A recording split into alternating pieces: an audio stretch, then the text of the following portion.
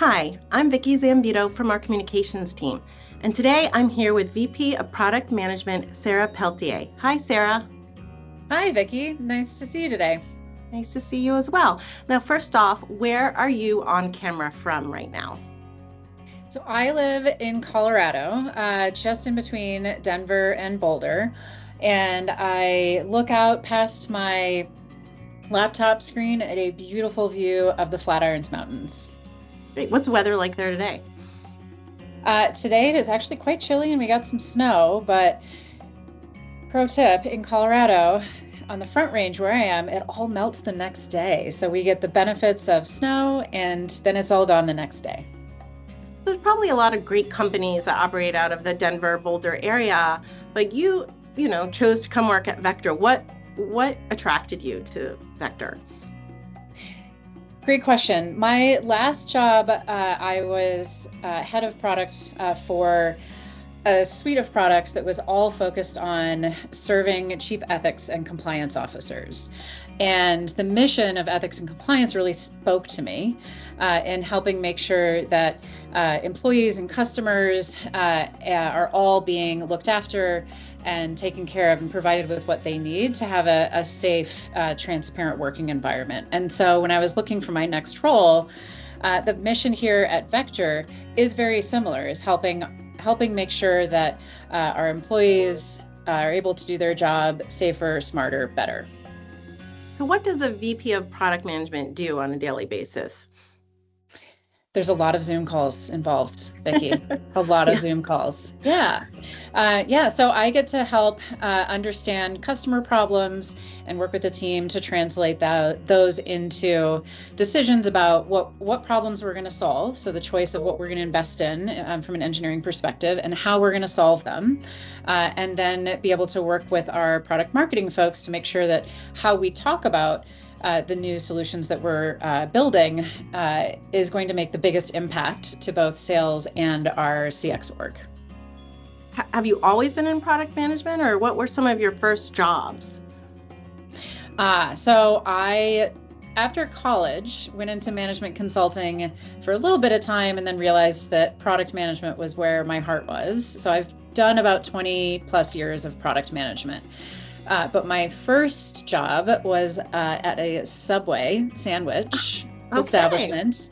I was a sandwich artist, making footlongs and salads, baking cookies for people. Sandwich artist, like on your on the name your business card, or it was really?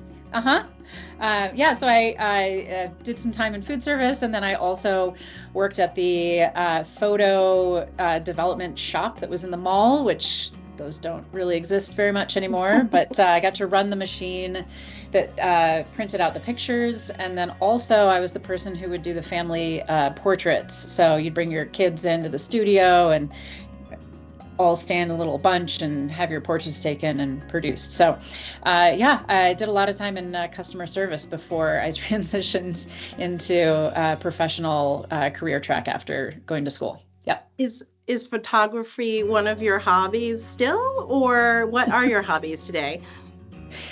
I would love to say that I am still into photography, but the creative arts turned out to not be my forte. So what I love to do outside of work is all things sort of outdoor activities, which is why I live in Colorado now, because there's just so much opportunity to do cool things outside. I love running, hiking, biking, all sorts of different kinds of biking, and generally just doing things with my friends in the outdoors in the mountains here. In the summertime, it's great. In the wintertime, it's great. I have a passion for adventure. I think I've overheard conversations with you talking about running. Do you do marathons or like certain distance races? I've done a lot of marathons. I've done a few what they call ultra marathons, which is anything longer than a marathon distance. I love signing up for stuff with my friends, and I think I often say, like, the dumber the idea, like the more likely I am to sign up to it. So Do you have any upcoming dumb ideas or not right now? So this happens to be a fun day that we're recording this. Yesterday, actually Sunday, the Winter National Triathlon Championships happened in Breckenridge, Colorado. Wow. And winter triathlon is you run on snow and then you ride a bike on snow. You ride a fat bike. It's got like big meaty tires. And then you cross country ski, which that's hard. I'm right? still, yeah. It's a challenge. It is a challenge. But I'm not very good at cross country skiing. Just still learning. Are you fresh off that race? You did that race? Yeah, so I just did that race this weekend, and wow. It was it's a very small race, and no one else in my age group showed up to the race for various reasons. So you won? And so I won my age group. That's awesome, though. So yes, I am currently the national champion for winter triathlon, but it's because I was the only one in my age group. How long does it take you to do a winter triathlon from start to finish? That race took me like 2 hours and 20 minutes to do, like the run a couple miles and then bike a couple miles and then cross country ski a couple miles. My main goal was to not fall over and face plant on my skis, which I achieved. So there's that. There's that. So you live in a great area, and I know you love it there.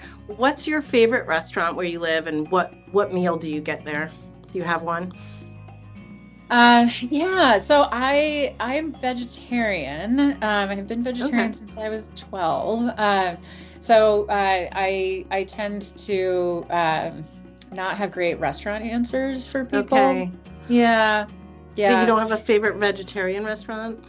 There is like a very nice vegetarian restaurant in Boulder. It's called Leaf. That's where I had my birthday dinner last year.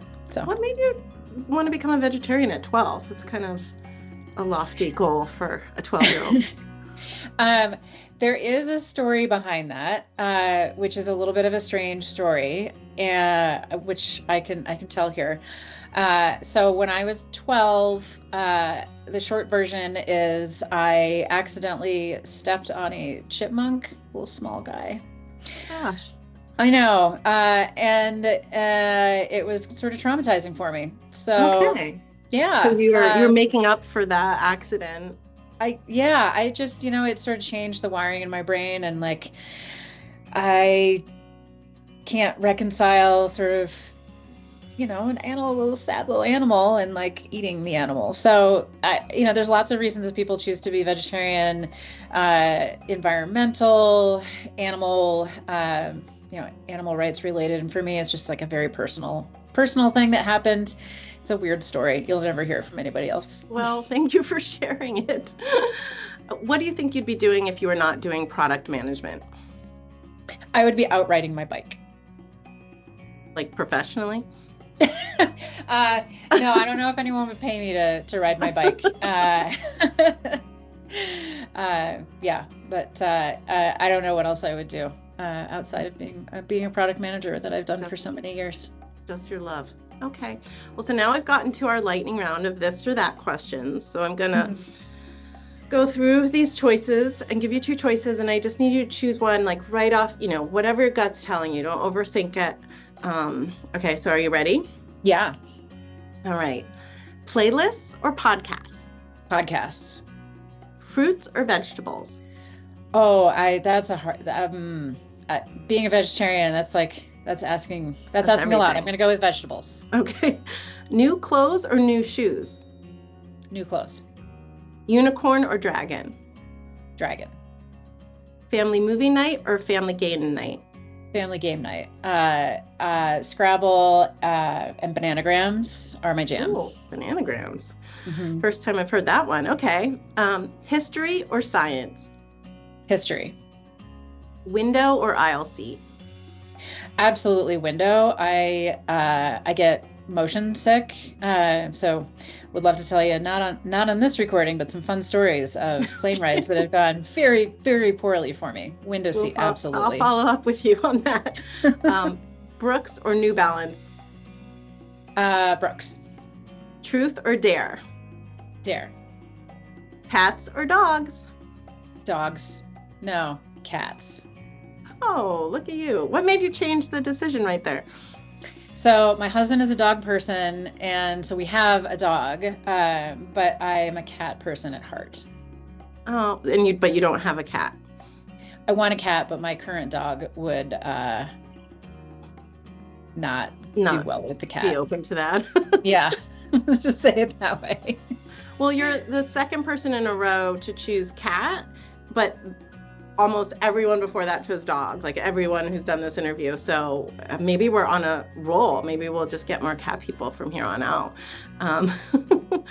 All right, Sarah, I want to thank you for your time today in the hot seat. It's always fun getting to know team members, especially ones like you who are making such a big impact here. So thank you. Thank you so much, Vicki.